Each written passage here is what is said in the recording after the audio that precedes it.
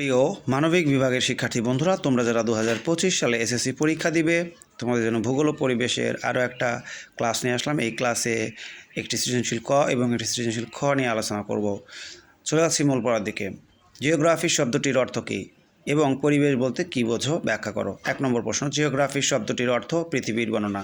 আমরা জানি জিও শব্দের অর্থ ভূ বা পৃথিবী, আর গ্রাফি অর্থ বর্ণনা, সুতরাং পৃথিবীর বর্ণনা। আর 2 নম্বর প্রশ্ন, পরিবেশ বলতে কী বোঝো। জীব সম্প্রদায়ের পারিপার্শ্বিক, জৈব, অজৈব ও প্রাকৃতিক অবস্থাই পরিবেশ। প্রকৃতির সকল উপাদান মিলেমিশে তৈরি হয় পরিবেশ। নদী নালা, সাগর, মহাসাগর, পাহাড় পর্বত, বন জঙ্গল, ঘরবাড়ি, রাস্তাঘাট, উদ্ভিদ, প্রাণী, মাটি ও বায়ু নিয়ে গঠিত হয় পরিবেশ। তোমরা এই প্রশ্ন দুটি অবশ্যই মুখস্থ করে ফেলবে।